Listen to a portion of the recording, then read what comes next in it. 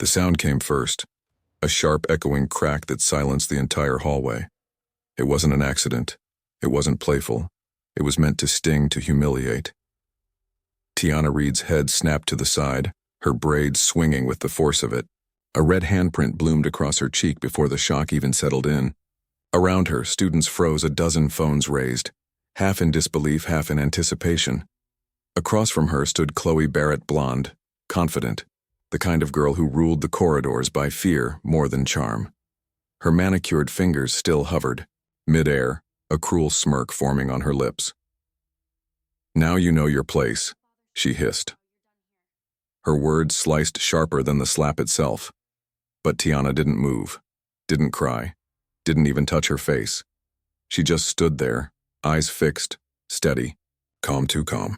The kind of calm that made even Dylan Cooper, the linebacker standing beside Chloe, shift uncomfortably. "Yo, she's not gonna do anything?" Dylan muttered. Chloe laughed. "Of course not. Girls like her never do. They just take it." A small crowd had already circled around them, the usual lunchtime mob that smelled blood and gossip. Imani Lewis, Tiana's only close friend in that school, pushed through the crowd. "Tiana, don't," she started, but Tiana's hand rose gently, palm open, signaling silence. "Are you done?" Tiana asked quietly. The question shouldn't have sounded dangerous, but something in her tone, even low, deliberate, sent a ripple through the crowd. Chloe blinked. "Excuse me?" "I said, are you done?" Tiana repeated, this time stepping forward. For a second, no one spoke. The school hallway, lined with banners reading Eastwood High, home of the Hawks, felt suspended in air. A teacher's voice echoed distantly from another wing, but here time had stopped. Dylan folded his arms, puffing up his chest. "You better back off before you get yourself in trouble, Reed." Tiana turned her gaze toward him, slow and measured. "Trouble for who?" Someone in the back whispered. "Oh man, she's about to lose it." But she didn't. She exhaled, rolled her shoulders back, and simply said, "You really shouldn't have done that." By the time Assistant Principal Keller arrived, the slap video was already on 3 student Snap stories and 1 live TikTok. "Tiana, my office, now," Keller barked, voice already carrying the tone of assumption. Chloe feigned innocence. "I didn't mean to, she bumped into me and—" "Save it," Keller snapped, but his eyes were on Tiana. "We don't tolerate fights here. Ever." "There was no fight," Tiana replied. Her voice was steady, unshaken. Keller frowned. "Then what was that sound I just heard?" "Her hand," Tiana said plainly. "My face." A few students gasped quietly at her bluntness. Keller's jaw tightened. "Let's sort this out inside." As Tiana followed him down the hall, Chloe whispered loud enough for everyone to hear. "Watch, she'll get suspended anyway." "That's what happens when you act tough," Imani glared at her. "You're gonna regret that." But Tiana didn't look back. She walked straight into the office like she was stepping into a courtroom she already knew how to win. The office smelled like coffee and disinfectant. Principal Harris, mid-50s, calm but tired, looked up from his desk as they entered. "What's going on?" Keller gestured sharply. "Altercation in Hall B. Miss Reed and Miss Barrett." "Altercation," Tiana repeated. "That's one word. For it." Harris raised an eyebrow. "You disagree?" "I do. Because I didn't hit her back." Chloe, now putting on a polished tone, stepped in. "Sir, it was just a misunderstanding. She bumped into me, I reacted. I said I was sorry." "You didn't," Tiana interrupted. You never said sorry. You said, now you know your place." The words hung in the air like smoke. Harris slowly turned his gaze toward Chloe. "Did you say that?" Chloe hesitated. "I don't remember exactly." "Because it's on video," Imani said from the doorway, holding up her phone. Chloe's face went pale. Tiana didn't flinch. She didn't even glance at the screen. "Send it to me," Harris said firmly. "Immediately." Imani nodded, tapping quickly. Keller crossed his arms, still skeptical. "Principal Harris, maybe we should de-escalate. These things go viral, too fast." They already have, Harris replied, so we'll handle it the right way. He turned to Tiana. Are you hurt? No, she said simply. Not physically. Harris's eyes softened slightly. Do you want to call your parents? No need, she said. They'll find out soon enough. Chloe frowned. What's that supposed to mean? Tiana finally looked at her, eyes cold but steady. Actions have a way of finding their audience. 2 hours later, the video had reached the district superintendent. By sunset, it had reached her father. Ronald Reed wasn't just any parent. He was a retired Marine and owner of Reed Combat Systems, a self-defense academy with branches across 3 states. The kind of man who didn't shout to command respect, he earned it in silence. When his phone buzzed with the notification, Video, Eastwood High altercation student struck in face, he tapped once, watched for 12 seconds, and stood up without a word. Across town in their modest home, Tiana sat at the kitchen table doing math homework as if nothing had happened.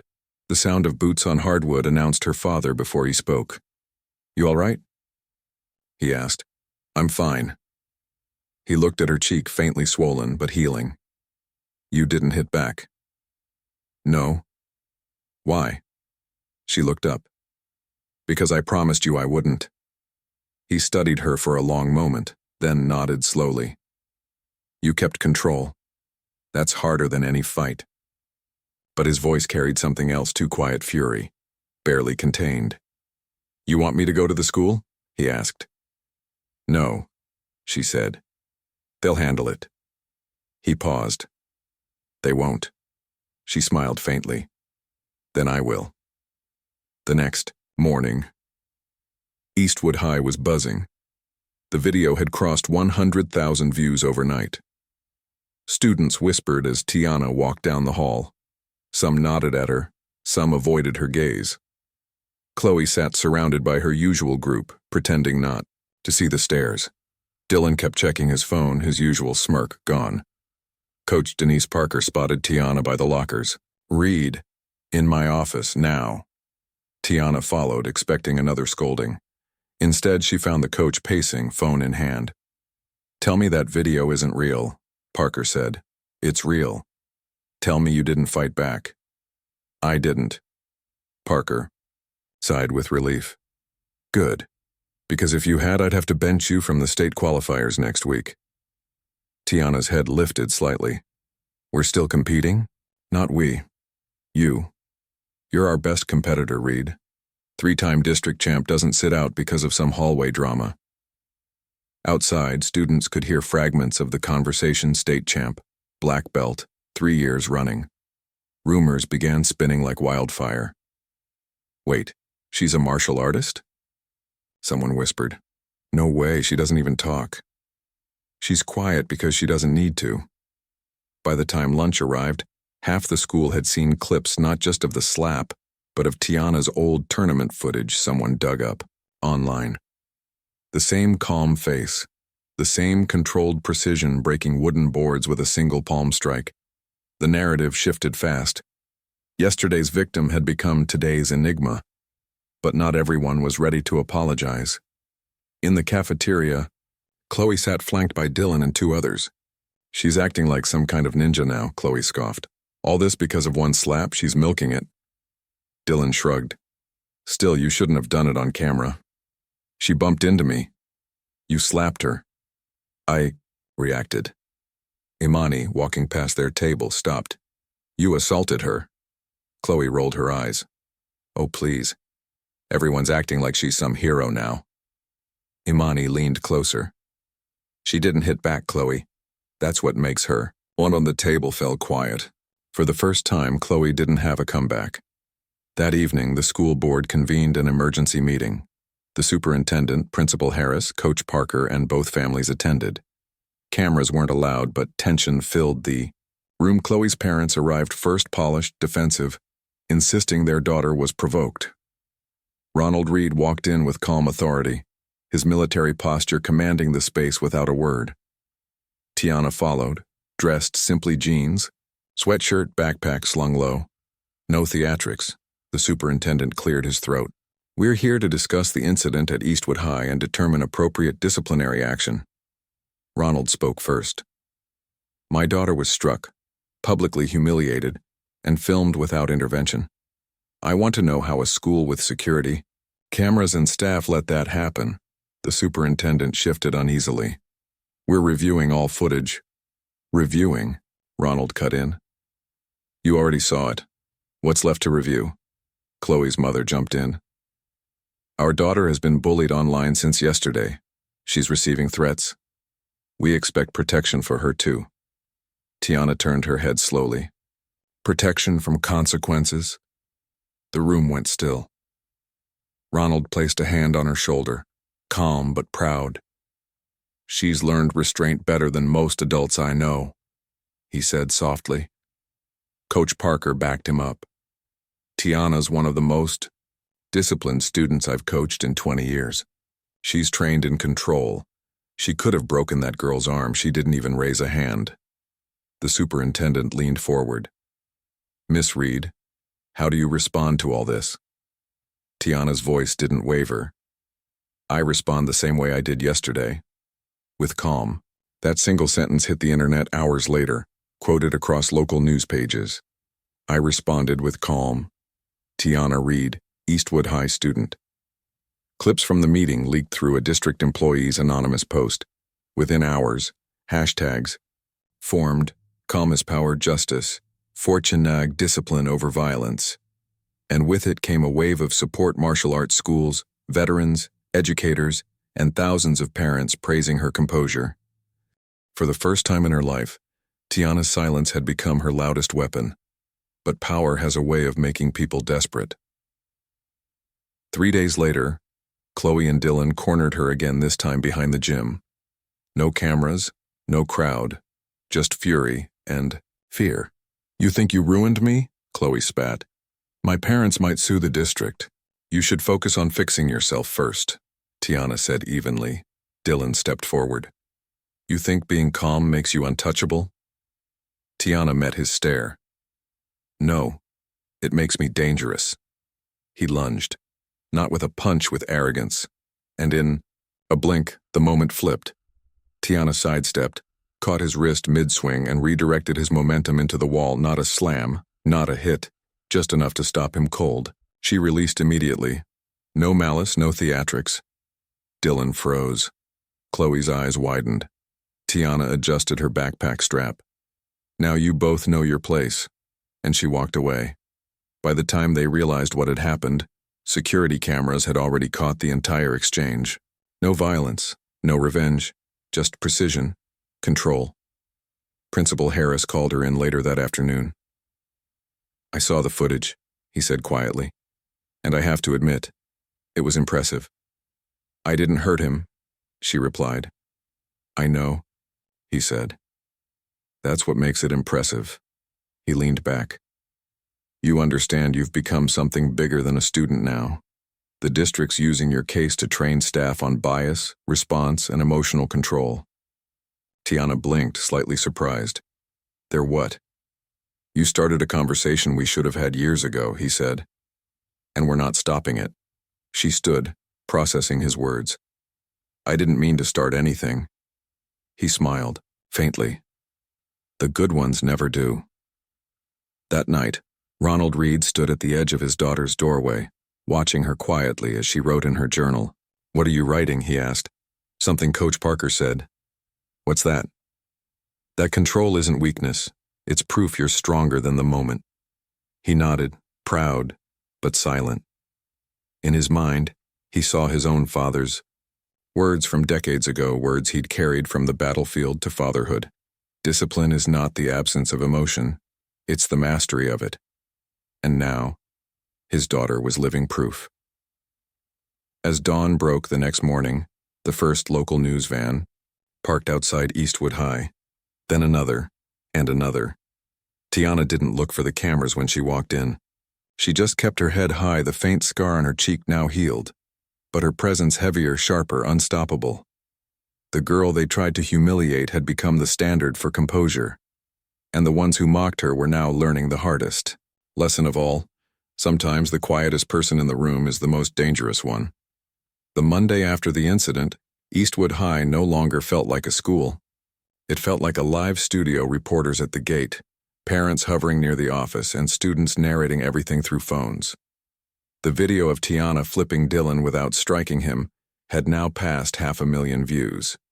Headlines read, "Student uses martial arts control, not violence, to end confrontation. Discipline in action. The girl who refused to hit back." Inside, Principal Harris sat at his desk, surrounded by district officials and one restless PR consultant. "We need a statement before this becomes national," someone said. "It already is," Harris replied, glancing at the scrolling newsfeed. Then he looked toward the doorway where Tiana waited quietly, backpack slung over one shoulder. "Miss Reed," Harris said, gesturing her inside. She stepped in without hesitation. "Do you realize how much attention this has brought?" he asked. Tiana shrugged. "I didn't ask for it." "No," Harris said, "but you handled yourself better than most adults I know. That's why the superintendent wants you to speak tomorrow. A student forum on conflict resolution. Optional, but it would send a message." "I'm not a speaker," she said. "You don't need to be, you just have to tell the truth." Her truth, though, wasn't just about calm. It was about survival. That afternoon, while Tiana tried to disappear into her geometry class, Chloe sat outside the guidance office in tears. The district had suspended her and Dylan pending investigation. Parents were furious, and the Barrett family attorney was already threatening to sue the school for emotional distress. But public sentiment wasn't on Chloe's side anymore. Not after the second video dropped. The one where she mocked Tiana's braids and called her background material. It wasn't leaked by a student. It came from the school's own hallway camera, released under public pressure. The internet didn't need context, it had seen enough. Meanwhile, at the Reed home, the doorbell wouldn't stop ringing. Journalists, reporters, even martial arts instructors wanting interviews. Ronald Reed kept them all outside. "She's 16, he said through the crack of the door. "She's a student, not a story." But that line blurred fast. Coach Parker called that evening. "ESPN's doing a segment on youth discipline. They want her perspective. I can shield her name if you want." Ronald hesitated. "She's not chasing fame." "I know," Parker said, "but she might inspire someone who's one slap away from giving up." Ronald looked at his daughter sitting at the kitchen table, notebook open, completely composed. Maybe, he thought, that's the point. The next morning, Eastwood's auditorium filled beyond capacity. Teachers stood against the walls. Students perched on stage steps. Outside, camera vans hummed quietly. Principal Harris stepped up to the microphone. "Today we're holding a forum on conflict and control," he said, "and we're honored that one of our own students agreed to share her perspective." A low murmur spread as Tiana walked on stage. No makeup, no designer clothes, just confidence.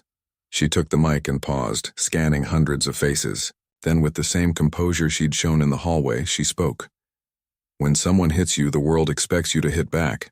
But sometimes, hitting back means proving you don't need to." The room stilled. Even the restless freshmen up back stopped whispering. Control isn't silence. It's strength. My dad taught me that when I was 8. I didn't learn it from a book or a meditation app. I learned it on the mat, in front of an instructor who wouldn't let me leave until I understood what respect meant. She took a breath. "So when someone slapped me, I remembered the first rule. The moment you lose control, they win. I chose not to let them win." Applause started softly, then built like rain. Students stood. Teachers nodded. Principal Harris's eyes glistened. That 30-second clip alone racked up millions of views before the school day ended. But where Tiana found peace, Chloe Barrett found fury. The more the world praised Tiana, the deeper Chloe's resentment grew. Her parents pulled her from school for her own safety, but inside the Barrett house, arguments erupted daily. "You embarrassed us," her mother hissed. "You think I wanted this?" Chloe shouted. "She made me look racist." Her father snapped. You slapped a girl because of her skin. What do you call that? I call it a mistake. But mistakes had consequences now, and social media didn't forgive. As back at Eastwood, Coach Parker's phone buzzed nonstop. Messages from martial arts schools, civic organizations, even law enforcement training centers wanting to quote Tiana's words. When Parker showed her, Tiana looked almost uneasy. I didn't mean to go viral. Parker smiled. No one ever does. But sometimes, the right story finds the right time.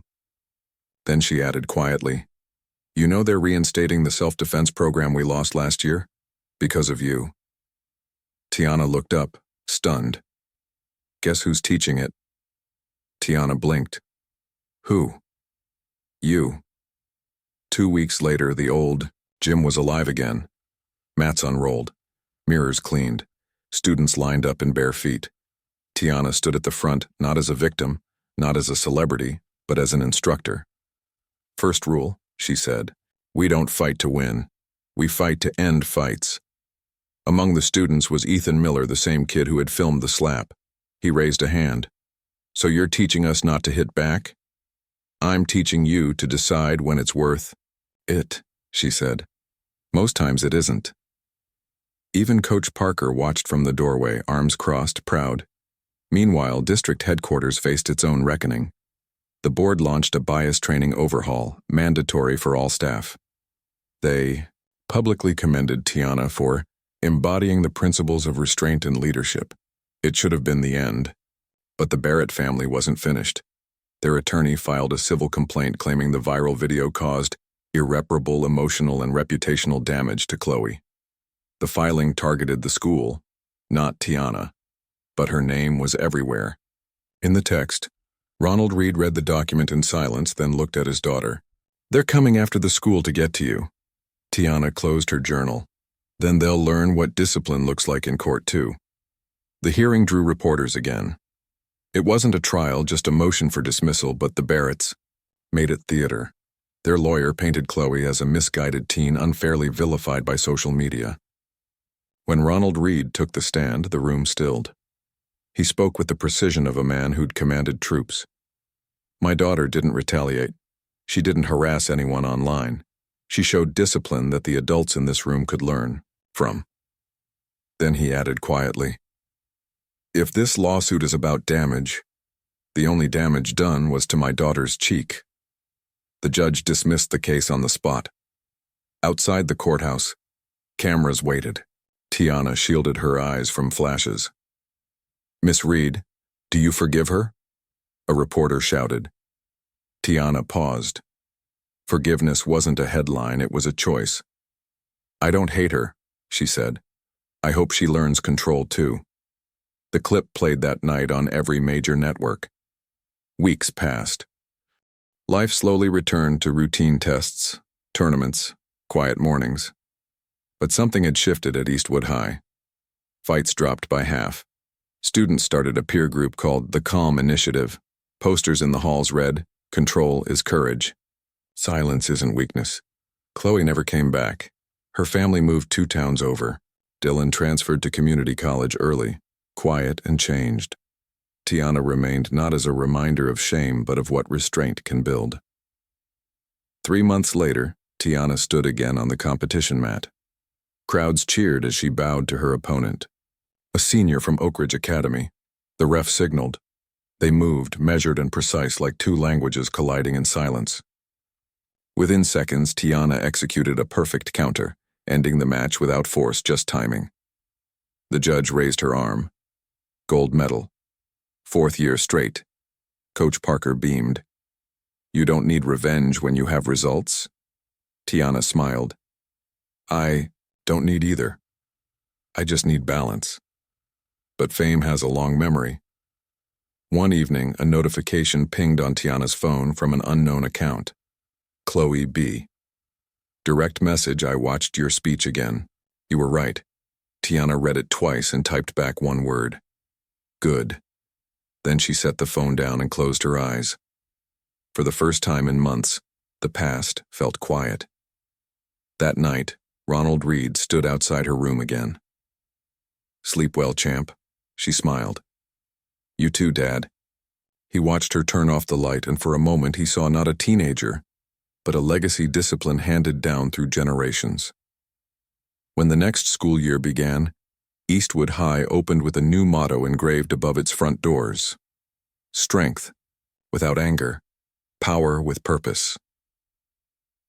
Every student walked beneath it daily, but everyone knew who inspired it, and in the quiet corners of the gym where Tiana trained alone after hours, you could still hear her father's words echo softly in, "Her mind control isn't about staying still.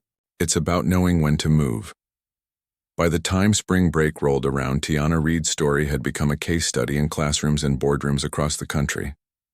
News outlets called it the slap that redefined strength. Clips of her quiet composure were being used in leadership training, police de-escalation seminars, and even corporate ethics programs. But for Tiana, none of it felt real. She still woke up at 6 a.m., packed her gym bag, and caught the same yellow bus to Eastwood High. The only difference was that now, when she stepped on board, the whispers had turned to nods. "Morning, champ," someone would say. Another would murmur, "She's the girl from the video." Tiana never answered. She didn't need to. Her silence said everything. At school, the once ordinary halls now carried posters with her quote in bold letters. "The moment you lose control, they win." Tiana Reed, it was surreal. To her, it wasn't philosophy. It was survival. She hadn't said it to inspire anyone. She said it to keep herself from doing something she'd regret. Yet somehow her restraint had become a revolution. One morning, Principal Harris called her into his office again. She expected another wave of media requests. But this time, there was someone else waiting, a woman in her 30s, crisp navy blazer, calm demeanor. "Tiana," Harris said, "this is Agent Maria Dalton with the Department of Education's Civil Rights Division." Agent Dalton smiled. "You've probably seen our name on forms. We usually handle bias and safety cases. But your story reached places you can't imagine." Tiana frowned slightly. "Why would the government care about a slap?" Dalton leaned forward. "Because you did something most adults can't. You faced discrimination, humiliation, and assault, and you didn't react in anger. That's rare." She continued, "We're creating a new youth leadership panel. You'd be representing students who faced bias in schools. It's voluntary, but it could change lives." Harris spoke softly. "You don't have to say yes. You've done more than enough." Tiana sat still, considering. Then she said, "If it helps others control what I almost lost that day, I'll do it." The next weeks blurred into news conferences and Zoom panels. Tiana appeared alongside teachers, activists, and other teens who had endured bullying and profiling. She didn't read from notes. She spoke from experience. When people say stay calm, they make it sound like silence. But calm doesn't mean quiet. It means power that's not wasted. That line alone went viral again. Reporters began comparing her to martial arts legends, a modern Miyagi in sneakers, one headline said. Ronald Reed didn't like the attention, but he couldn't deny his pride. "She's not a celebrity," he told one journalist. "She's my daughter, and she's been training for this moment since before she even knew it." But not everyone cheered her rise. Online trolls accused her of grandstanding, calling her the girl who played the victim. Conspiracy threads claimed the whole thing was staged for social media clout. And worst of all, a former student from Eastwood, someone anonymous, posted a fake story claiming Tiana had bullied others before. The post spread fast. Coach Parker found her sitting alone in the locker room that evening, phone face down beside her. "You've seen it?" Parker asked. Tiana nodded. "It's lies." "I know, and so will everyone else." "Doesn't matter," Tiana said quietly. "People believe what they want." Parker crouched down beside her. "You remember what you told that crowd. Control isn't silence, it's strength. This is when it counts most. You can't control what they post, but you can control who you stay." Tiana looked up, eyes steady again. "Then I'll stay calm." Parker smiled. "That's my girl." 3 days later, the truth surfaced. The anonymous account belonged to a suspended student who had been caught fabricating stories for attention. The retraction spread twice as fast as the lie, and Tiana's composure through the smear only made her story stronger. Networks called again. This time, not to talk about the slap, but about resilience in the age of digital hate. Meanwhile, Chloe, Barrett watched it all from miles away. Her family had relocated to Portland. She'd changed schools, dyed her hair darker, tried to disappear. But anonymity was a strange kind of punishment. It left her alone with what she'd done. One night, while scrolling through clips of Tiana's speeches, she stumbled upon a live stream where Tiana talked about forgiveness. Forgiveness isn't forgetting what happened. It's remembering who you are despite it. Chloe stared at the screen, tears welling. She whispered, "How does she do that?" Her mother, passing by the doorway, heard her and paused. "By being what you should have been." Chloe said nothing. But that night she drafted a letter. Weeks passed. Then one morning a small envelope arrived at Eastwood High. No return address. Just Tiana's name handwritten neatly in blue ink. Inside was a folded note. "You didn't deserve what I did. I was jealous, insecure, and stupid. You showed strength I didn't even know existed. I'm sorry." Chloe B. Tiana read it twice, then folded it carefully and placed it in her journal without a word. When Coach Parker asked what it was, she only said, "Closure." That afternoon she returned to the gym to train alone. The air smelled of chalk and leather. She slipped off her shoes, tied her belt, and began her routine, slow, precise, meditative. Every movement was memory.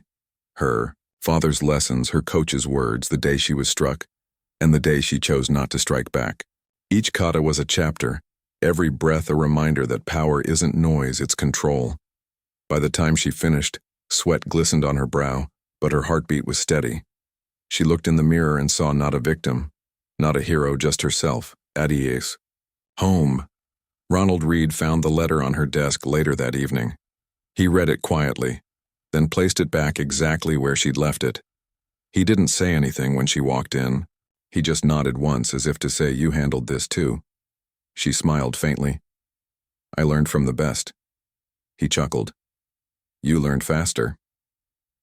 By summer, Tiana had become a national ambassador for the Youth Resilience Project, a coalition of students advocating emotional discipline in conflict zones, schools, communities, even online platforms. Her face appeared on banners, her quotes in PSAs.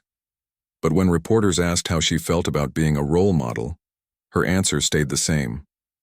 "I'm not perfect. I just refuse to let hate decide who I am." The following month, she was invited to Washington, D.C. The White House Youth Summit, an annual event celebrating exceptional student leaders, had selected her as one of the keynote speakers. Standing behind the podium, looking out at hundreds of students and educators, she took a deep breath. And once again, she began with simplicity. "Control saved my life. It can save yours too." The room erupted in applause. Her father watched from the third row, eyes glassy but proud. Later that night, as she walked through the quiet streets of D.C., the city lights reflecting on the Potomac, Tiana finally let herself exhale. For the first time since that slap, she felt peace, not victory, not vindication, just peace.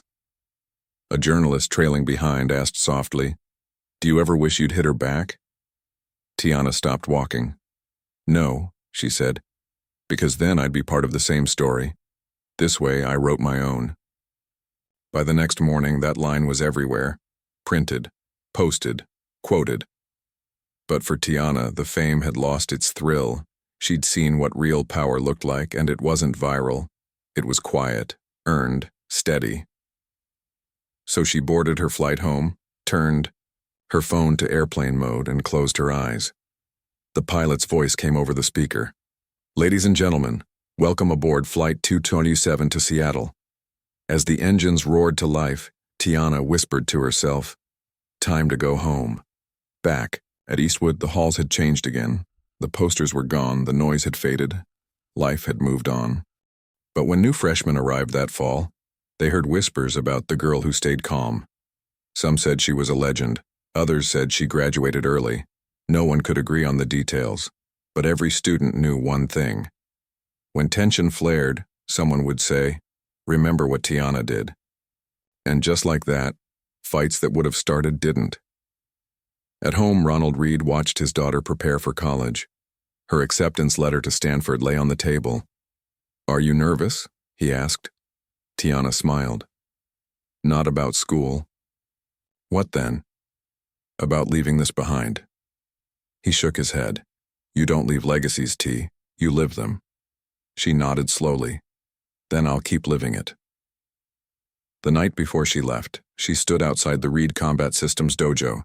One last time. The neon sign buzzed faintly. Inside, the mats glowed under dim light. She bowed, not to a person, but to the space itself, the training, the memories, the restraint that had defined her life. And as she walked away, the words etched above the door caught her eye. "Discipline outlasts strength," she smiled, because now she finally understood what it meant. Stanford smelled like confidence. Not the loud kind, the quiet kind that came with polished shoes, fast steps, and people who already knew where they were going. Tiana Reed walked across the quad that first morning with her duffel bag over one shoulder, her phone buzzing with messages she didn't read. It had been months since her story faded from the headlines. The world had moved on. But in her mind, that moment in the hallway at Eastwood still lingered like a scar beneath the skin, invisible, but never gone. Her roommate, Brianna Porter, was friendly in a curious, too many questions kind of way. "You're that Tiana, right? The self-defense girl?" Tiana smiled politely. "I'm just Tiana now." "Right, but the video was insane. You flipped that guy without even breaking a sweat." Tiana zipped her jacket. "That's kind of the point," Brianna grinned. "Well, if anyone messes with us in this dorm, I know who to call." Tiana didn't laugh. Her first lecture hall was a sea of laptops and ambition. The professor, Dr. Leland, was known for being sharp and unforgiving. "Life," he began, "doesn't reward emotions. It rewards endurance." Tiana's pencil paused. That sounded like something her father would say. Halfway through the class, a group of students whispered behind her. "She's the one from the video." Someone muttered, "No way that's her." "She looks smaller in person." Tiana turned her head slightly. They froze. Old habits die hard. The stare of a martial artist could quiet an army. By the second week, the whispers turned into curiosity. Clubs invited her to speak. Newsletters wanted her quotes. But she said no to everything. The attention wasn't the same anymore. It wasn't hatred, it was fascination. And that felt worse. She wanted normal. To blend in. To just be a student. To breathe without being a headline. One evening, she joined a late study group in the engineering library. It was quiet until one of the guys, tall, cocky, with a varsity jacket and an ego too big for the room, made a remark that shifted the air. "Hey, Reed," he said with a smirk. "You really think calm works everywhere? What if someone actually hits you again?" Tiana looked up slowly. "You want to find out?" He raised his hands. "Relax, I'm kidding." "You shouldn't joke about things you don't understand," she said calmly. He laughed. "You can't live your whole life pretending to be peaceful. Eventually, you'll snap." Her eyes narrowed, but her tone stayed even. "Eventually, maybe, but not today." The rest of the group went silent. Later that night, the same student, Connor Blake, a star on the wrestling team, told his friends he was going to test her in the gym. "Let's see how peaceful she stays when it's one-on-one." The challenge came a week later. The university gym nearly empty. Connor waited near the mats, phone propped up on a bench ready to record. He didn't want to hurt her, just humiliate her enough to post it online. But Tiana showed up before he could send the invite link. "I heard you've been talking," she said. He shrugged. "People just want to see if you're the real deal." "I'm not entertainment," she said. "Come on," he grinned. "A friendly spar. You win, I shut up. I win, you admit your calm act only works on camera." Tiana sighed softly. "You sure you want that?" Connor smirked. "Try me." They circled each other, no audience, No applause, just two people with something to prove. Connor lunged first, predictably, a wrestler's grip, heavy and forceful. Tiana moved like waterside step, redirect, pivot. He landed on his knees before he realized what happened. He got up, angry now. Lucky move. He charged again, faster this time, aiming to grab her shoulder. She slipped past him, hooked his arm, and with one clean motion, brought him to the mat again, gentle but final. This time she didn't step back. She crouched beside him, her voice calm but sharp. You think peace is weakness, but peace takes more strength than you've ever trained for. Connor stared up, stunned. You could have broken my arm. I didn't, she said. That's the difference. She stood, grabbed her bag, and walked out. By morning, the footage still leaked not from her, but from Connor himself. The video showed him charging, missing, falling, then her voice, steady, composed, unstoppable. It racked up millions of views overnight. Again, this time the headlines didn't call her a victim or a hero. They called her a phenomenon, the girl who redefined strength again, from viral teen to campus legend. Stanford's administration contacted her about representing the university in an upcoming martial arts invitational. She refused. I'm not a fighter, she said. Not anymore. But Coach Parker, now one of the guest trainers at the event, called her directly. You're not fighting them, she said. You're fighting the idea that calm people can't be strong. Tiana hesitated, then whispered, I'll think about it. A few days later, she sat outside the campus chapel watching students rush past. Brianna sat beside her with 2 cups of tea. You ever get tired of being the example? She asked. Every day, Tiana admitted. So why keep doing it? Because if I stop, people like Connor don't learn. Brianna smiled faintly. Guess you don't get to choose when you're a symbol. No, Tiana said, but you do get to choose how to use it. That weekend she entered the invitational, not for glory, for clarity. The arena hummed with anticipation. Dozens of universities, cameras, judges. When her name was called, the crowd erupted. Tiana Reed Stanford.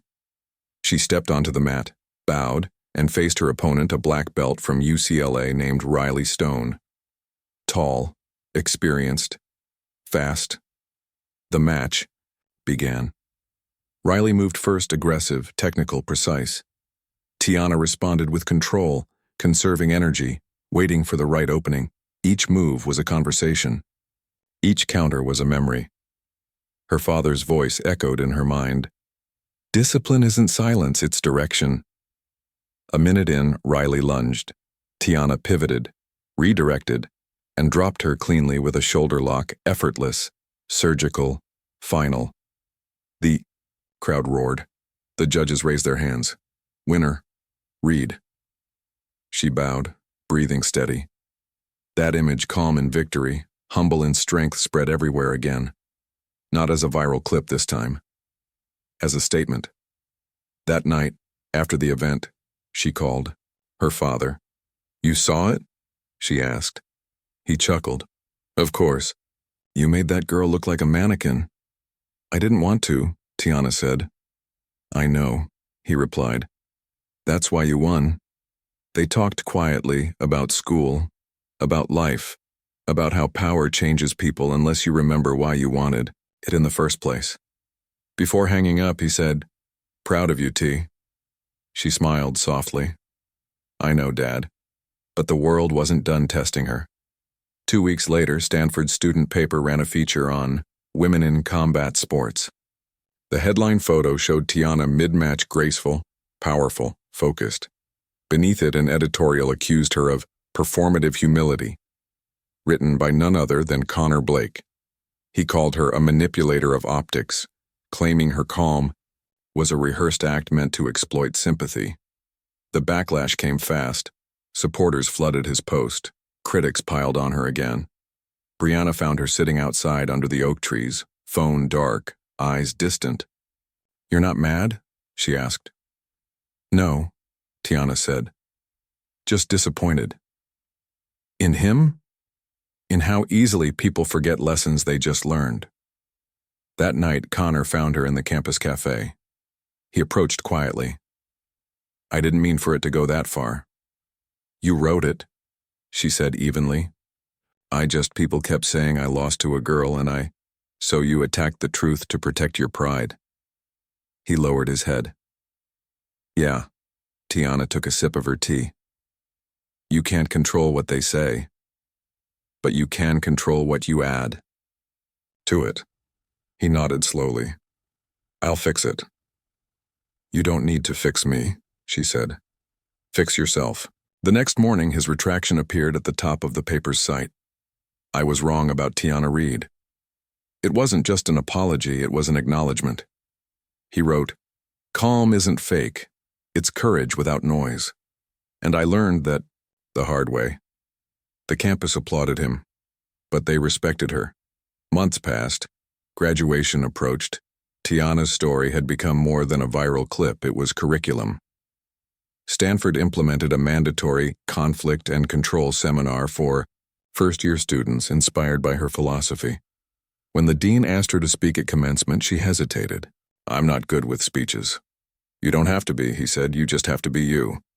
So she stood there under California sunlight, her hair braided neatly, her heart steady. And she said, "They called me strong when I didn't fight back. They called me calm when I chose restraint. But what I really was ready. Ready to prove that control isn't weakness. It's leadership." The crowd erupted. Her father stood in the front row, hands clasped, eyes wet. Coach Parker beside him, smiling. When the ceremony ended, Ronald hugged her tightly. "You've done more than I ever dreamed, T," she whispered back. "Because you taught me when to fight and when not to." That evening, as she packed her things, she found the old note from Chloe Barrett again. The edges were worn now, the ink faint. She read it once more, then folded it gently and placed it in her keepsake box. "Closure doesn't mean forgetting," she murmured. "It means you can remember without pain." Weeks later, Tiana Reed left California to teach workshops on emotional discipline across the country, not as a viral figure, but as a voice of lived truth. Her story wasn't about revenge. It was about revolution, the quiet kind. The kind that starts when one person refuses to lose control, no matter the provocation. 3 years after Stanford, Tiana Reed was no longer just a name in a headline. She was a movement. Her initiative, the Calm Line, had grown from campus seminars to a national program funded by the Department of Education and private sponsors. They taught students and officers alike how to de-escalate violence through self-control. There were training videos, certificates, and thousands of young people who called her mentor. Yet for Tiana, success came with static whispers about money, power, and politics. Every movement, once it grew large enough to matter, became a target. Tharikiu, first crack appeared in the form of a contract. A government liaison named Harold Lane proposed a federal expansion grant for the Calm Line. Big numbers. Big expectations. He smiled through his pitch. "You'll be in every state within a year. All we need is your signature and your endorsement of our partner security firm." Tiana flipped through the packet. "Why does a program about peace need a security firm?" Lane grinned. "Optics. Investors like the word safety. You get funding. We handle logistics." Something about the smile made her stomach tighten. "I'll have my team review it," she said coolly. That night she read the fine print. The firm was owned by a political donor under investigation for fraud. Signing would make her program complicit. She called her mentor, Coach Denise Parker. "They want to use your face," Parker warned, "not your mission." "I can't just walk away," Tiana replied. "This grant could fund hundreds of schools." "Then find another way. Control isn't obedience, it's choice." Tiana sat in silence. She had preached that line for years. Now she had to live it. The next day she met Lane again in a D.C. conference room lined with flags and smiles too wide to trust. "I can't sign this," she said. His smile didn't fade. "You'll want to think carefully. Turning this down Means turning down the White House endorsement. I'm not for sale. He leaned forward. Everyone's for sale. Some just cost more. She stood up. Then you can't afford me. When the press release went out 2 days later, Calmline founder rejects federal support, the internet exploded. Half called her a hero, half called her a fool. But the program survived independent, unbought, untamed. Fame did not mean freedom. Every city she visited brought crowds and controversy. Every speech was streamed, scrutinized, spliced for clicks. During a Denver event, a heckler shouted, "You only preach peace because you've never been hit hard enough." The crowd tensed. Tiana stepped to the edge of the stage. Her voice was steady. Then maybe you should ask why you still think hitting harder is winning. Silence. Then applause. Her control was becoming legendary. But control can hide pressure, and pressure can break even the strongest foundation. A month later, a whistleblower emailed her team, "Check your regional accounts. Someone's bleeding money out of your program." The audit found nearly $400,000 missing, funneled through a regional director named Lyle Hendricks, a former corporate sponsor. Tiana confronted him in his Atlanta office. "You used the Calmline to fund your consulting company," she said. He shrugged. "It's called leverage. You wouldn't understand business." She took a step closer.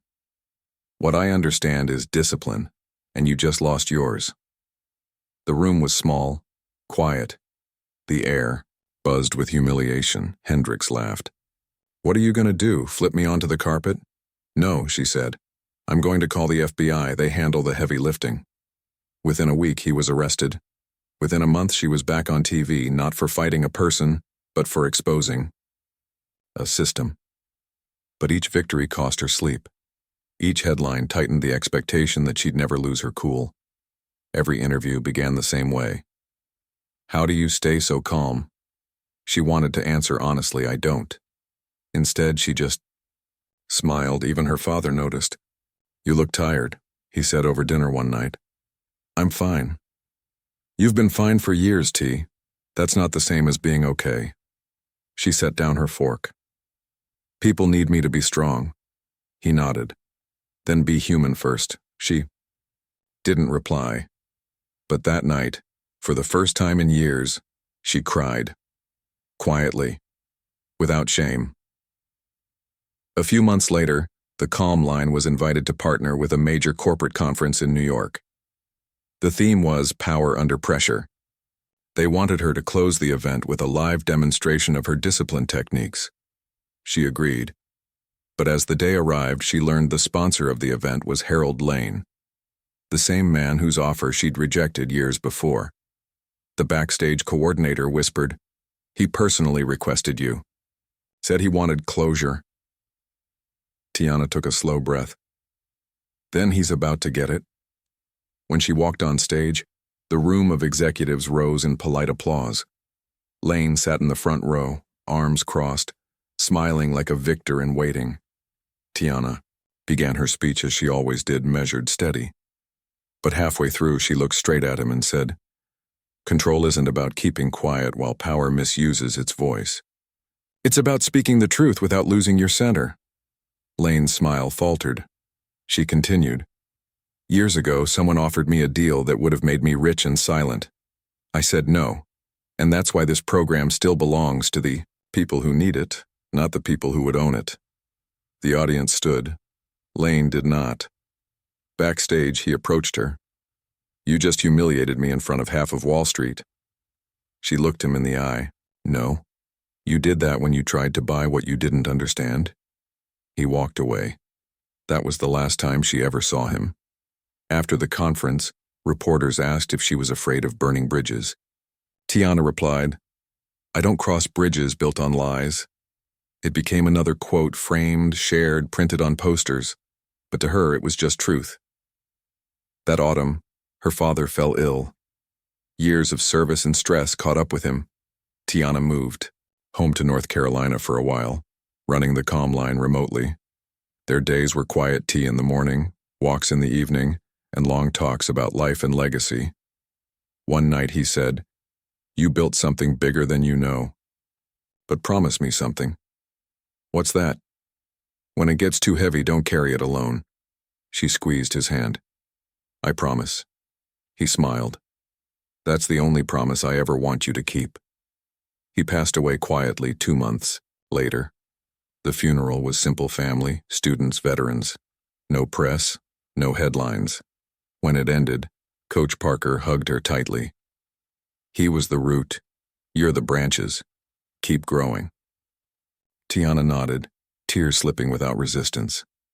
That night, she returned to his dojo, the same place where her story began. She sat on the mat, closed her eyes, and whispered, "Control isn't about staying strong. It's about knowing when to let go."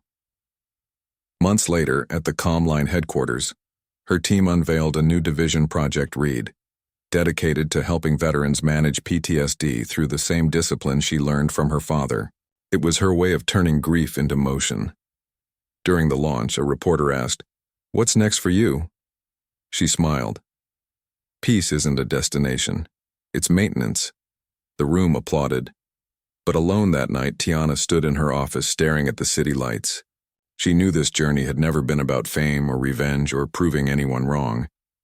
It had always been about balance, the fight within the fight. And as the wind rattled the windows, she closed her eyes and felt the pressure ease just slightly, like a tight fist finally opening. The air outside her office windows always carried the same hum at night. Distant sirens, city traffic, and the low, mechanical rhythm of a place that never really slept. Tiana Reed had learned to live inside that hum, to move through the noise without letting it inside her. But lately, even silence felt loud. She stood there in the dark, one hand resting on the glass, watching the reflections of her own staff, working late on the floor below. They thought she had it all together. That calm was her nature. They didn't see the exhaustion behind it: emails, interviews, meetings, reports. The calm line had grown beyond her reach, and the weight of keeping it pure was starting to crush her chest. Every week, someone new wanted to attach their name, their politics, their sponsorship to her mission. Every week she said no, but every no took a little more out of her. When her assistant knocked softly, she didn't turn. "Come in." "Ms. Reed, we have a problem." Those words had become familiar. She turned slowly. "What kind?" "Internal. HR flagged one of the directors in New York. Accusations of harassment and falsified billing." Tiana's jaw tightened. "Who?" "Dana Marks." She exhaled. Dana had been with her since the beginning. Loyal, reliable, or so she thought. "Get me her file," Tiana said, "and tell her I want to talk tonight." When Dana appeared on the screen for the video call, her smile was rehearsed. "Tiana, I heard there were questions. I can explain." "You don't need to explain," Tiana interrupted quietly. "You need to tell me the truth." Dana blinked. "I didn't take anything, I just moved funds temporarily. We were behind on payroll." "You took money from a non-profit meant for schools," Tiana said. "That's not temporary, that's betrayal." Dana's tone hardened. "You think you're perfect? You think your calm makes you holy? You built this empire on guilt." Tiana's eyes didn't move. "I built it on control. You just lost yours." The call ended with a single click. She sat there in the blue light of her monitor, heart heavy. Every betrayal felt personal, every failure hers. Her father had told her once that discipline was a kind of armor, but even armor cracks from the inside if you never take it off. By morning, the story leaked. Senior Calmline director fired amid fraud allegations. Commentators who once praised her now questioned her leadership. Was the program collapsing? Was she too controlling? The same voices that built her up now dissected her every move. She met Coach Parker for lunch that week. Denise was older now, hair streaked with gray, eyes still sharp. "You can't control everything, T," she said gently. "You can't fight every battle and stay standing." "I can't let it fall apart," Tiana replied. "Then let people help you." "I did," Tiana said, her voice quieter. "And they stole from me." Parker leaned forward. "Then, learn to trust again differently, not less. Differently." That night she tried to sleep but couldn't. Her mind replayed every moment she'd told others to breathe, to center themselves. Advice she'd given 1,000 times but no longer knew how to follow. Around 2 a.m., her phone buzzed a text from an unknown number. "You can't stay calm forever." No name. Just that sentence. She stared at it until the letters blurred. Probably a troll. Still, she couldn't shake it. The next morning, her assistant told her there'd been a break-in at their Chicago office. Files stolen. Equipment missing. No suspects yet. The police suspected it was targeted someone looking for donor data. Tiana felt something cold slide down her spine. "How many offices have been compromised?" she asked. 3 in the last month. She pressed her hands against the desk, steadying her breath. This isn't random. Within days, it became clear someone was trying to dismantle what she'd built. Anonymous reports accused her of mismanaging funds, manipulating donors, exploiting her fame. None of it true. But truth moved slower than gossip. The Calm Line's reputation began to fray at the edges. Sponsors hesitated. Journalists called her team hourly. By the end of that week, she found herself in a televised interview, one she hadn't planned to give. The host smiled with the kind of sympathy that hides knives. "Ms. Reed," he began, "your program was once hailed as revolutionary, but now there are questions about integrity. Have you lost control of your message?" Her jaw flexed. Control isn't about perfection. It's about consistency. One person's mistake doesn't define the mission. "Still," he said, leaning in, "some say you're not as calm as you appear, that the image doesn't match the person." She met his gaze, eyes steady. Then maybe they should meet the person instead of chasing the image. The room went silent for a beat. Then applause. But later, watching it back alone, she saw it, the flicker of anger in her own eyes. The edge. She turned off the TV. For the first time in years, she didn't recognize the face staring back at her from the screen. The pressure didn't stop. A week later, during a training session in Boston, a protest erupted outside the building, angry voices shouting that the Calm Line was a fraud, that its founder was selling serenity for profit. Through the window, she saw signs with her name crossed out in red paint. Her security team begged her to stay inside. She didn't listen. She stepped out onto the sidewalk, calm, composed, walking toward the noise. Cameras turned instantly. "What are you doing?" her assistant whispered. "Taking back the narrative." The crowd quieted as she stepped up, onto a bench, her voice cutting through the wind. "You don't have to like me," she said. "You don't have to believe in me. But before you throw stones, ask yourself who benefits from your anger. Because it's not you." For a moment, no one spoke. Then someone shouted, "You're a liar!" And that was when it happened. A man near the front hurled a water bottle. It hit her shoulder hard enough to sting. The crowd gasped. The camera zoomed in. Every instinct screamed to respond, to defend, to prove she wasn't untouchable. But she didn't move. She just inhaled once and said, "You missed." That video became her most watched clip yet. People called it another masterclass in restraint, but only she knew how close she'd come to snapping. That night she sat in her hotel room, lights off, staring at the bruise on her shoulder. She whispered to herself, maybe they're right. Maybe calm has limits. Her phone buzzed again, the same unknown number. Everyone breaks eventually. She stared at it, then typed back one word, "Not me." The message delivered, but no reply came. Days later, her assistant called her into the office. "You need to see this." A leaked audio recording, someone claiming to be a former Calm Line employee, accusing her of verbal abuse and manipulation. The voice wasn't hers, but it sounded close enough to fool half the internet. Tiana sat motionless as the clip played, her stomach tightening. "It's fake," her assistant said quickly. "We'll prove it." "I know," Tiana whispered. "But it doesn't matter. People hear what they want to." For 2 days, she didn't speak publicly. The silence made things worse. Headlines screamed, "The Calm unravels." Coach Parker called, voice stern. "You don't hide when lies spread. You fight them with the truth." "I'm tired, Denise." I know. But the moment you stop showing up, they win.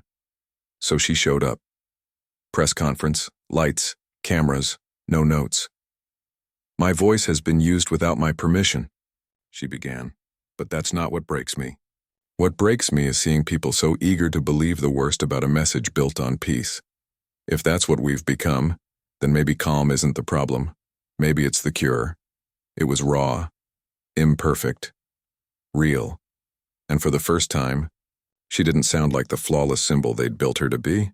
She sounded human. The next morning, We Stand with Tiana trended across platforms. Her team verified the audio was fabricated by a bot network linked to the same consulting group she had once rejected years ago, Harold Lane's network. The past had come back with a vengeance. When federal investigators contacted her for a statement, she told them everything. Every threat, every leak, every bribe. They called it retaliation. She called it proof. Weeks later, the network collapsed under investigation. Arrests were made. Her name was cleared, but the victory felt hollow. Late one night, she returned to her father's old dojo, now converted into a community training center. The mat smelled of sweat and memory. She knelt on the floor, head bowed. "Dad," she whispered, "I almost lost it. I almost became what they said I was." She closed her eyes, feeling the cool air settle against her skin, and remembered his voice. "You can't control the world, Tiana, just yourself. And sometimes that's enough." She exhaled slowly, tension slipping away one breath at a time. Then, she stood, tightened her belt, and moved through the first form she ever learned: slow, precise, deliberate. Each movement reminded her who she was before the noise, before the headlines. When she finished, the silence was pure again. Not heavy, not hollow, just quiet. She left the lights off as she locked up, whispering one last promise into the dark.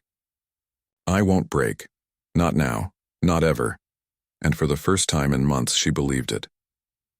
The morning after the investigation ended, the world looked exactly the same. Cars honked, phones buzzed, news anchors spoke with their practiced urgency.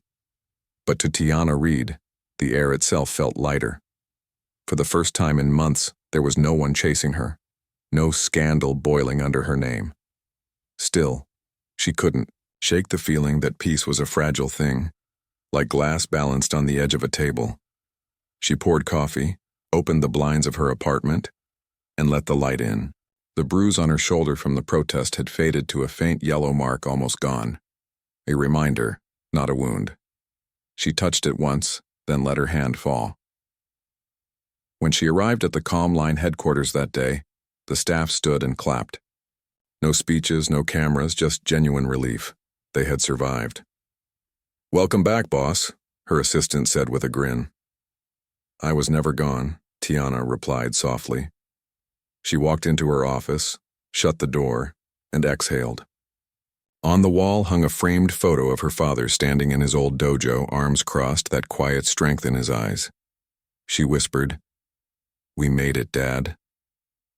But even as she said it, she knew the battle wasn't finished, not outside, and not within.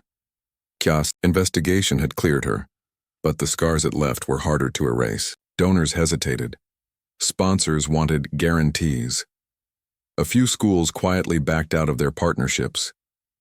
And then there were the messages, the endless messages: support, anger, advice, threats, praise, criticism.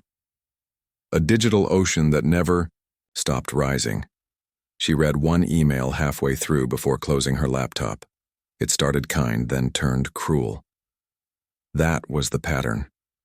People wanted her to be either saint or villain, nothing in between. By Friday, her patience was thin. She canceled her afternoon meetings and went for a walk through the city. The streets were still cold, the sky a dull gray. She moved without direction, just breathing. A small martial arts studio caught her eye: faded sign, cracked window, an old man sweeping the floor inside. The smell of sweat and floor wax pulled her back to childhood. She stepped in quietly. The man looked up, eyes bright. "You here to train?" "Just to remember," she said. He smiled. Then the mat remembers you too. She bowed, slipped off her shoes, and stretched in silence. The floor creaked under her bare feet. The air was thick with calm, the kind she hadn't felt in years. The kind that came from stillness, not headlines. When she left an hour later, sweat on her brow and balance in her breath, the man nodded once. "Whatever storm you're in," he said, "it's not bigger than your control." "Sometimes it feels like it is," she replied. He smiled faintly. "Then breathe until it isn't." That night she sat in her office long after everyone had gone home. The lights of the city blinked through the glass. She opened her notebook, the same one she'd kept since college, and wrote 3 lines. Control isn't silence. Silence isn't weakness. Weakness is giving fear the microphone. She closed the book, feeling steadier. Just then, her phone buzzed. An unknown number. Again. The message read, "You survived the noise. Let's see if you survive the truth." Her pulse spiked. She stared at the screen, heart steadying, then replied, "Who is this?" No answer. She called her assistant. "Trace this number." "Already tried last time," he said. "It's encrypted, spoofed through multiple servers. So it's someone who knows what they're doing. Or someone who knows you," he said carefully. She didn't like the sound of that. 2 days later, the comm line received a formal request for a televised debate, a discussion on the ethics of restraint in self-defense. The opposing guest, a man named Lyle Hendricks, the same one she'd helped expose and have arrested years before. Her team immediately declined. But the producers called back. "He's changed his story," they said. "He claims the charges were dropped and that your organization used him as a scapegoat. If you don't appear, it looks like avoidance." Tiana sat still, letting the words sink in. "I'll do it," she said finally. Her assistant blinked. "Are you sure?" "I'm tired of fighting ghosts." The debate was scheduled for live broadcast. Bright lights, sterile set, 2 chairs facing each other across a glass table. Hendricks looked older, but his arrogance hadn't aged a day. "Miss Reed," he said as cameras rolled, "you've built your empire on pretending to be above anger. Tell me, how does it feel to know the calm you sell doesn't work in the real world?" Tiana didn't flinch. "I don't sell calm. I teach control. You should try it sometime." He smirked. "Control didn't keep your organization clean, did it? Or your people honest?" She met his eyes. "No, but it kept me standing while men like you tried to tear it down." The host tried to interrupt, but neither of them moved. "You're angry," Hendricks said, finally showing it. "I'm human," she said evenly, "but the difference between us is that I don't let anger lead." The silence that followed was heavier than applause. After the show, as cameras shut down, he leaned closer and whispered, "You'll never escape what you built." She looked at him, voice calm as ever. "Then maybe it's time to build something better." The next morning, clips from the debate flooded the internet. Her composure was once again front-page news. But this time, something else stood out: her honesty. Viewers noticed the flicker of emotion, the exhaustion in her eyes, and they respected it. "Finally real," one headline said. "She bled calm and finally let it breathe," another read. For the first time, she didn't feel like an icon. She felt like a person again. Weeks later, she stood at a new facility opening in Atlanta, the largest comm line training center yet. Hundreds of students gathered in the hall. Cameras lined the back wall, but she ignored them. "This place isn't about perfection," she said into the mic. "It's about balance. You'll lose it sometimes. You'll fail. You'll fall. But you'll stand again, and that's what matters." The crowd rose in applause, but in the back of the room, her assistant nudged her quietly. "We found something." "What?" "The anonymous number. It pinged off a Wi-Fi network registered to an old contact in D.C. "Who?" He hesitated. "Harold Lane." The name hit her chest like ice. "He's supposed to be under investigation," she said. "His case was dropped. No one knows why." Tiana looked out at the cheering audience. Smiles, clapping, flashlights, and beneath it all a reminder that some battles never end. That evening, she returned to her hotel room, still in her suit, shoes kicked aside. She opened her laptop and found another message waiting in her inbox. No address, no subject, just one line. You can't control what's already broken. She stared at it for a long time. Then instead of deleting it, she typed back, "Watch me." The following week, she flew to Washington. No entourage, no press. She walked into the Department of Justice building, handed the clerk a file and said, "It's time someone finished what was started." Inside the folder was everything she'd collected on Lane, every email, every record, every connection that linked him to the network that tried to destroy her. When she left the building, the air smelled of rain and exhaust. She looked up at the gray sky and smiled faintly. For the first time, her calm didn't feel like defense. It felt like power, silent, grounded, earned. That night, she returned to her hotel, turned off her phone, and sat by the window. Below, the city lights flickered. Like distant embers, she thought of her father, her coach, her younger self standing in that school hallway years ago, red mark on her cheek, heart pounding but unbroken. She closed her eyes and whispered, "I'm still that girl," just louder in silence. The next morning, news broke that federal prosecutors had reopened the Lane case, evidence supplied by a confidential source. She didn't confirm anything. She didn't need to. Her assistant called. "You did it, didn't you?" She smiled faintly. "I just reminded the world that control isn't surrender."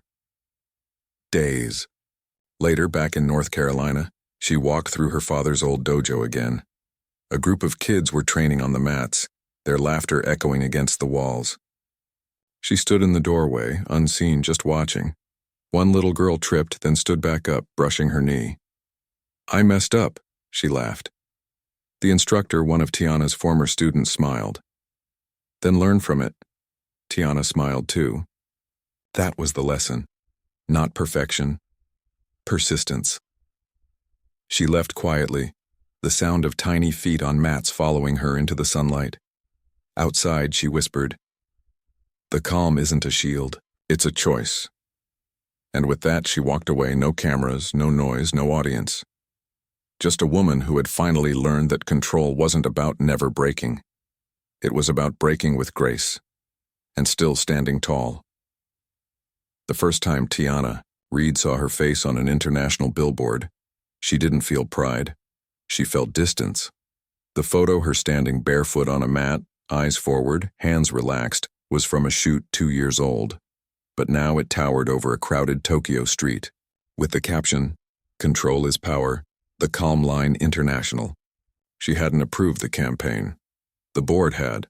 Her organization had grown so big that decisions no longer needed her signature. Her own image had become public property, a symbol detached from the person. She stood on the sidewalk that evening, hood pulled low, listening to tourists read her name like a brand, not a human being. When she returned to her hotel, her phone buzzed nonstop. Emails from sponsors in Europe, invitations from ministries of education, a request from the UN to lead a seminar on peace and resilience. She set the phone down, staring out the window at the city lights. The bigger it got, the smaller she felt. The next morning, she met with her director of international operations, a young executive named Simone Clark. Bright, fast-talking, efficient. "We're entering the Southeast Asian market," Simone said. "Your name opens doors. These contracts could double our funding in 6 months." Tiana's eyes stayed on the papers. And what do they expect in return? Endorsements? Appearances? Maybe a few interviews. Nothing political. "Everything is political when you put my face on it," Tiana said quietly. Simone hesitated. "With all due respect, if we don't grow, someone else will take our space. The calm line isn't just a philosophy anymore, it's a product." That word product hit like a slap. Tiana looked up slowly. "Then maybe we forgot what we were teaching." Later that day, she walked alone through a small Shinto shrine tucked between skyscrapers. Paper lanterns swayed softly, wind whispering through the trees. She watched locals bow, whispering silent prayers, their movements measured and deliberate. No noise, no cameras, just intention. She closed her eyes for a moment and thought, this is what calm was supposed to be. When she flew back to Washington, her inbox was full again. Requests, offers, pressure. But one message stood out, from a journalist named Adrian Cole. The subject line read, "Urgent, Foreign Contracts Investigation." She opened it. "Ms. Reed, several of your new partners are connected to private security, firms supplying arms in conflict zones. Are you aware? I'd like to discuss before publishing." Adrian, her stomach dropped. She scrolled through the attached documents, company names, donation records, shell accounts. Her logo sat beside those, firms and promotional material overseas. Without her consent, she called Simone immediately. "Where did these contracts come from?" "Subsidiaries," Simone said too quickly. "Third-party sponsorships. We didn't know." "You didn't check," Tiana said, voice low and dangerous. "You let the calm line be used to justify war profiteering. It's not that simple. It's exactly that simple." The next morning, headlines hit. Calm line accused of ties to defense contractors. Tiana Reed's nonprofit linked to global arms lobby. It felt like déjà vu. Another storm, another betrayal. Only this time it wasn't old enemies. It was people inside her circle. When reporters gathered outside her DC office, she didn't hide. She stepped out, hair pulled back, expression unreadable. "Ms. Reed, do you have any comment on the allegations?" "Yes," she said calmly. "They're true in part, but they don't tell the story." "What's the real story?"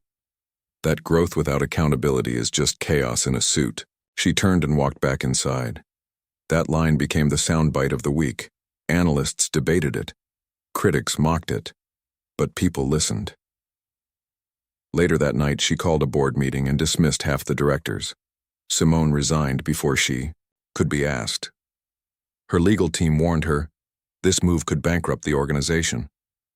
Tiana replied, "Better honest and small than powerful and poisoned." It took 2 weeks to unravel the deals, refund the sponsorships, and sever the partnerships. 2 weeks of late nights, lawyers, and headaches. She lost nearly half her funding. But when the noise cleared, what remained was pure again. Still, the stress lingered. She barely slept. Her hands shook some mornings when she tried to pour coffee. And the messages from the anonymous number started again.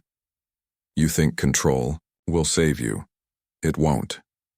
You can't fix a world built to break you. They'll forget you when you stop bleeding." She didn't reply this time. She just stared at the messages and whispered, "Maybe they already have." Then came the invitation that changed everything. The United Nations Conference on Global Peacebuilding, Geneva. Keynote speaker, Tiana Reed. She almost declined, but her late father's voice echoed in her mind. "You can't quit when the world gets loud. That's when they need you most." So she went. The room was massive: delegates, ambassadors, cameras from every major network. As she stepped up to the podium, flashes exploded. For a moment, her throat tightened. But then she remembered the hallway years ago, the slap, the silence, the choice not to strike back. She let that moment ground her again. "Years ago," she began, "someone hit me because they thought control meant weakness. I didn't hit back, and the world called it power. But power isn't the absence of anger, it's the mastery of it." The hall was still. "I built something meant to teach that, but I forgot that control doesn't mean perfection. It means learning to start over without losing your balance." She paused, scanning the faces, leaders, skeptics, children watching on screens. "So if you remember one thing from me, remember this. Calm isn't what keeps you safe. It's what keeps you human." Applause erupted, echoing against the marble walls. She bowed her head slightly, not in triumph, but in peace.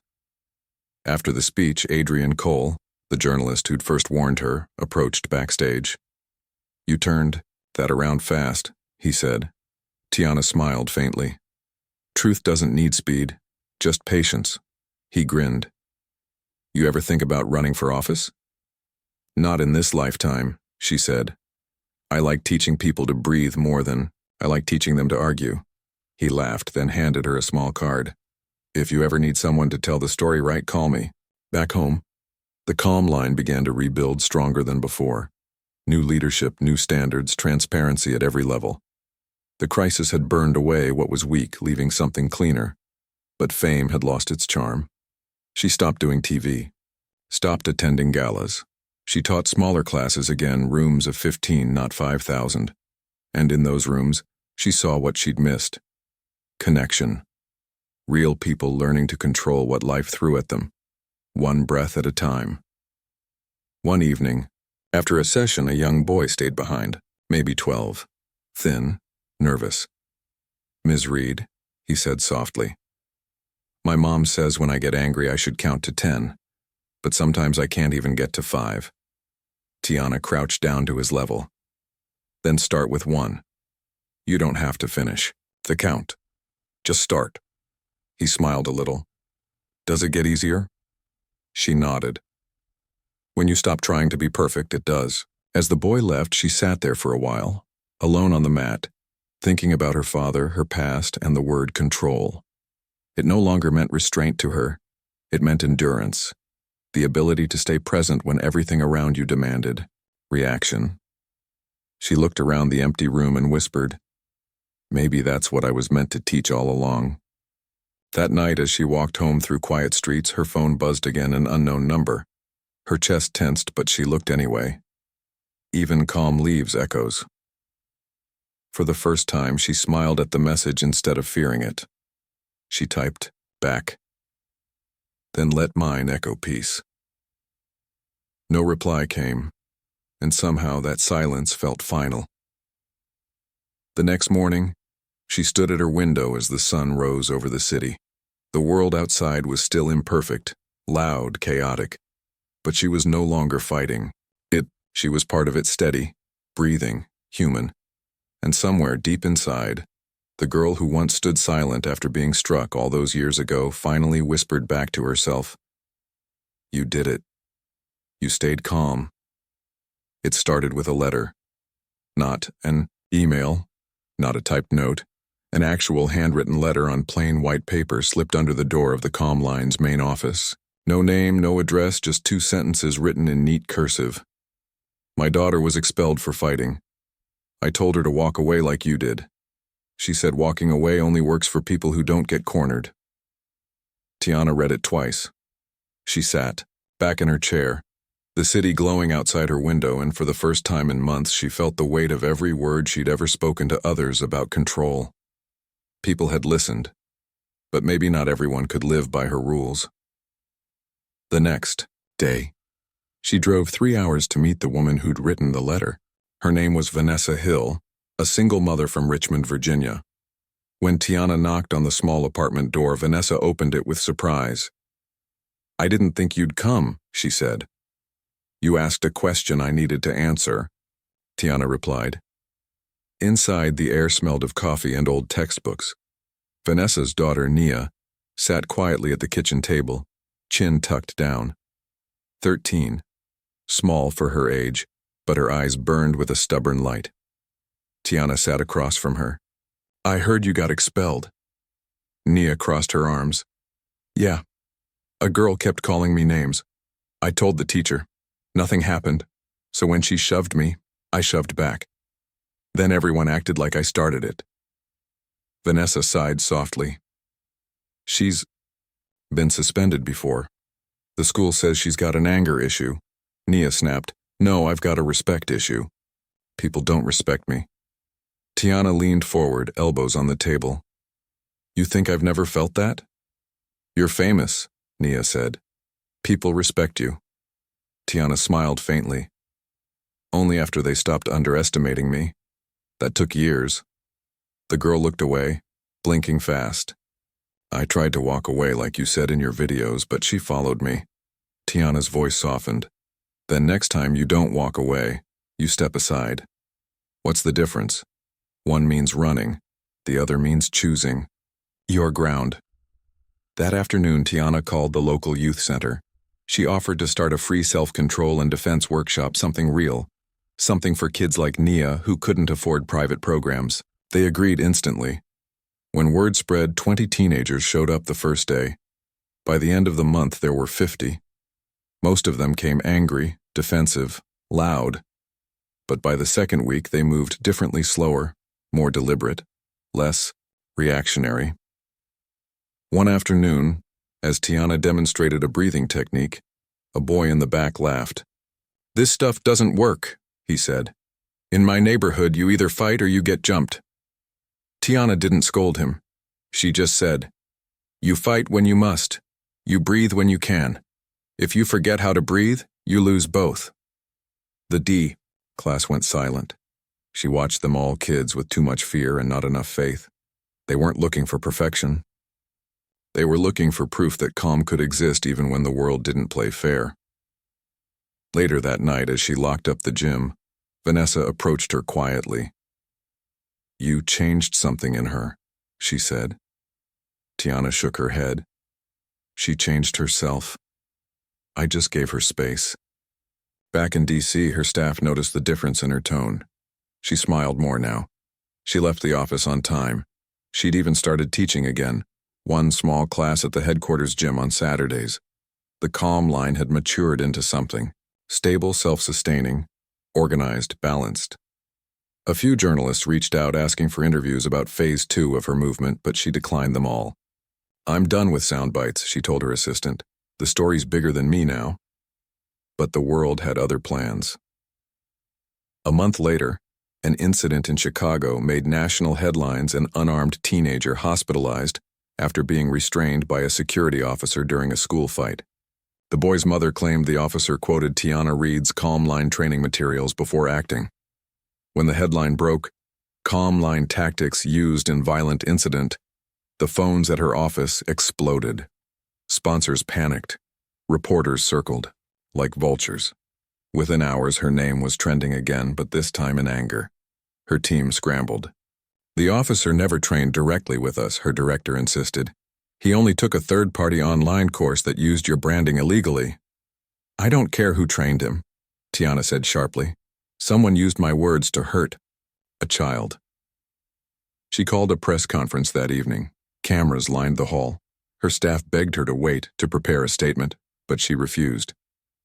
"I've lived enough lies told slowly," she said. "I'll tell the truth fast." When she stepped onto the stage, the room hushed. "I founded the Calm Line to stop violence, not justify it," she began. "What happened in Chicago is a tragedy and a violation of everything we teach. Control means knowing the difference between restraint and harm. Anyone who forgets that is not my student." A reporter shouted, "Do you take responsibility?" Tiana didn't hesitate. "Yes, because if my message reached the wrong hands, I didn't reach far enough to protect it." The honesty stunned the room. No lawyer speak, no spin, just raw ownership. Afterward, she sat alone backstage, hands trembling. For the first time in years, she felt that old ache in her chest, the same one from the Eastwood hallway long ago. Only this time, the slap wasn't physical.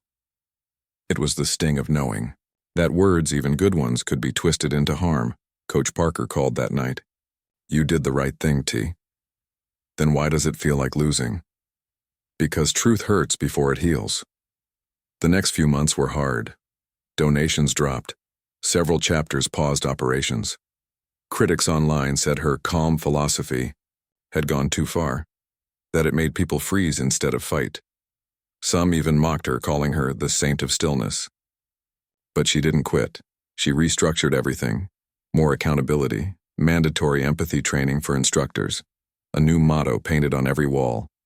Calm without compassion is just quiet ego. Gradually, support began to return. Not flashy, not viral, just steady. One evening, as she finished teaching her youth class, Nia approached her again, taller now, surer of herself. I haven't been in a fight in 6 months, she said. Tiana smiled. That's good. But I still get mad sometimes. So do I, Tiana said. You? Nia's eyes widened. You don't look like it. Tiana laughed softly. Calm doesn't mean I don't feel anger. It means I don't let anger feel me. The girl nodded slowly. That's hard. It's supposed to be, Tiana said. Easy things don't build strength. As they cleaned up, Vanessa hugged Tiana before leaving. You gave her something I couldn't, she said. Tiana smiled. You gave her someone to fight for. I just showed her how not to lose herself doing it. Weeks later, she received an invitation from a small college in North Carolina to speak at their commencement. The letter was signed by Principal Harris, her old principal from Eastwood High. He wrote, You taught this town something we still live by. Control saves more lives than anger ever will. Come home and remind them. She sat for a long time reading that line. Home. She hadn't thought of Eastwood in years. The idea of going back filled her with both warmth and unease, but she knew she had to. The day she arrived, the gymnasium looked smaller than she remembered. The banners had faded, but one thing hadn't changed: the plaque near the entrance.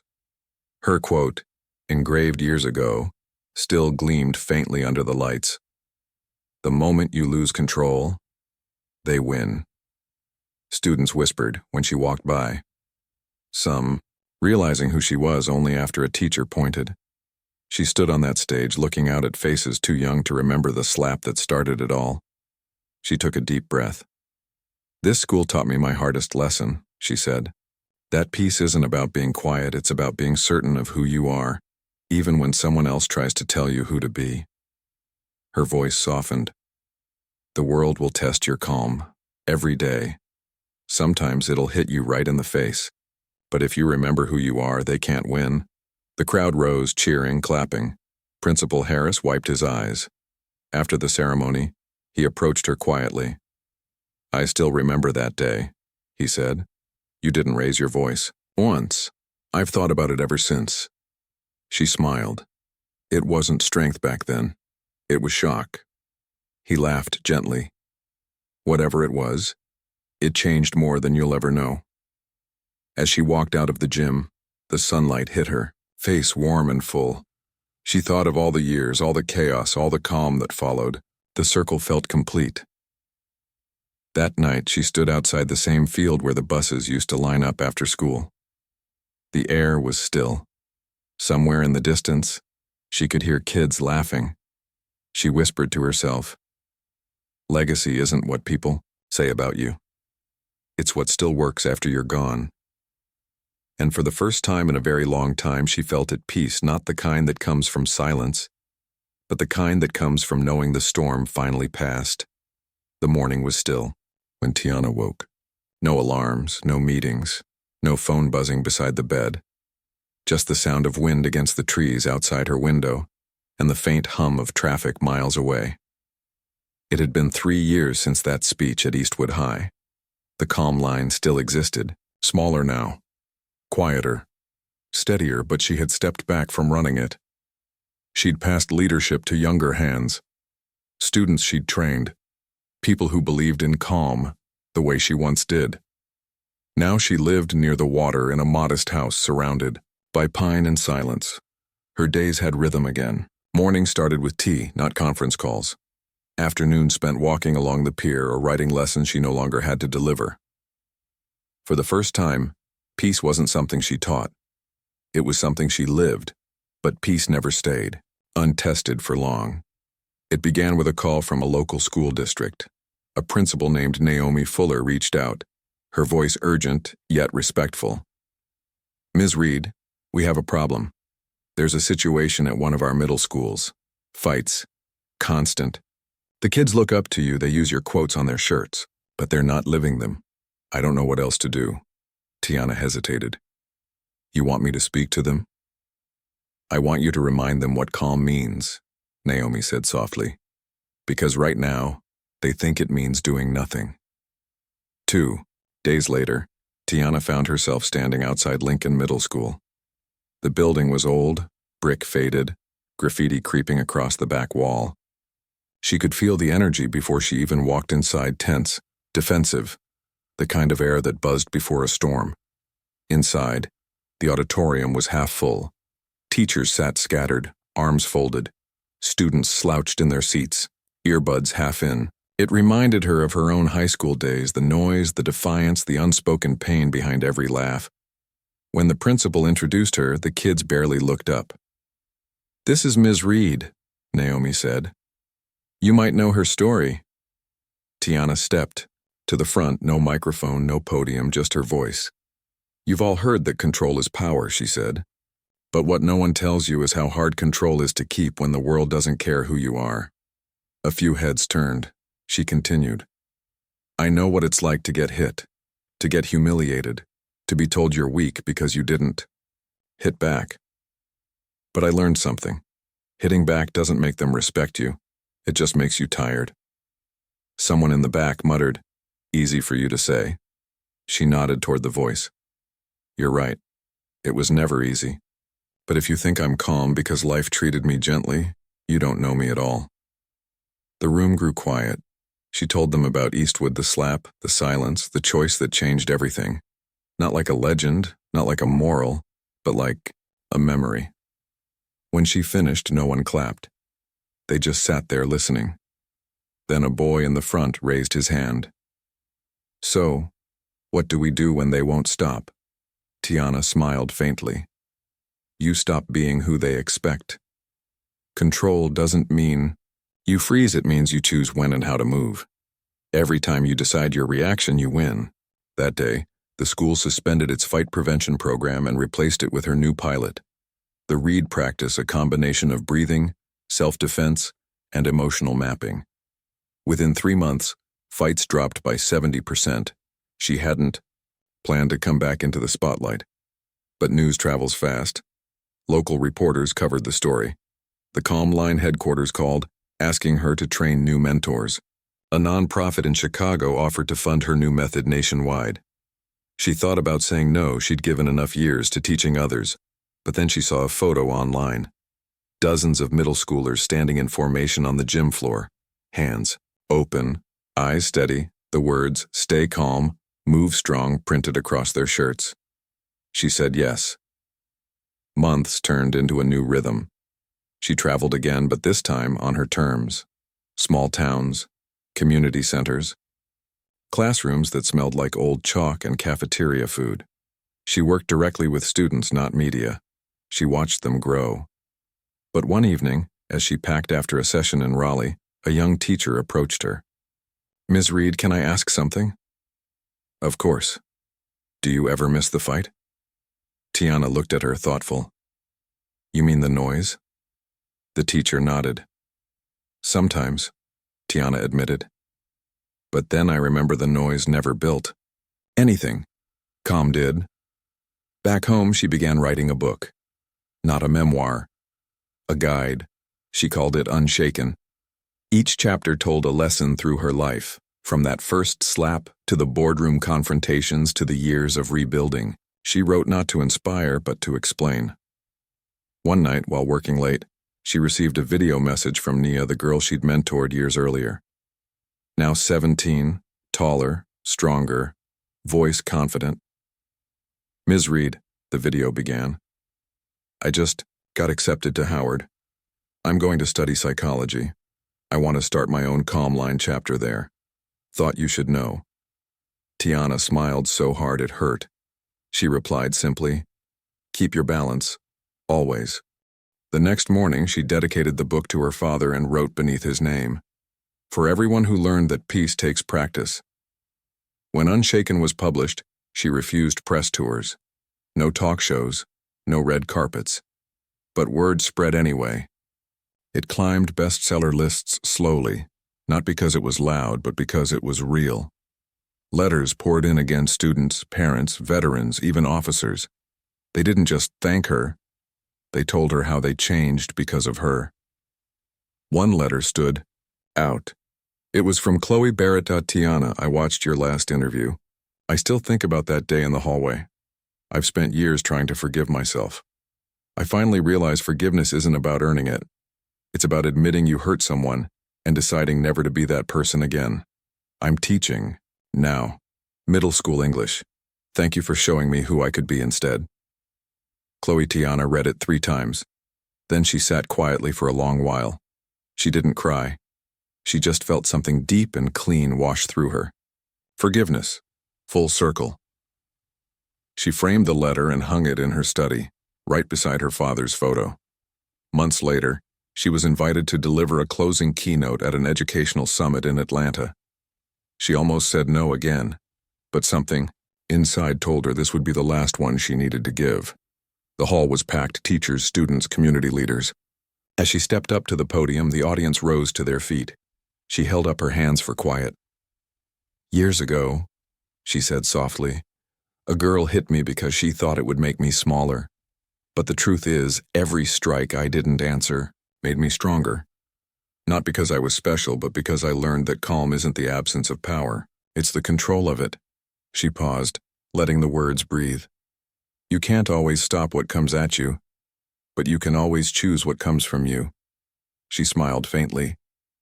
That's the difference between surviving and leading. When the applause came, it wasn't thunderous, it was steady, like rain. After the event, she slipped away quietly, as she always did. Outside, the evening light glowed soft and gold. She walked to the edge of the street, looking out at the crowd dispersing, the laughter, the sound of buses pulling away. She realized she didn't need to be the face of calm anymore. It was alive, in other people now. In kids like Nia, in teachers like Chloe, in every person who'd ever stopped, breathed, and chosen peace. That night, back home, she sat on the porch with a mug of tea, watching the sky fade from orange to indigo. The phone buzzed once, a message from her assistant, now running the comm line full-time. You did it, T. We're opening our 100th center next month. Thought you should know. She smiled, turned the phone over, and whispered, Good. Let them keep going. She set the mug down and closed her eyes, listening to the quiet around her. For the first time since she was a teenager, her body carried no tension. No fight left to win, no headline to fix. Just the steady, even breath of someone who had lived enough battles to finally understand that calm wasn't a skill. It was a way of being. In the distance, waves lapped softly against the shore. The wind moved through the pines. She thought of her father, of Coach Parker, of every lesson, every student, every moment she'd chosen stillness instead of noise. Her voice was barely a whisper. It's enough. And as the night settled fully, the girl who had once stood in a crowded hallway, cheek burning, heart trembling, now sat in perfect peace. No cameras, no witnesses, just the quiet triumph of a life that had come full circle.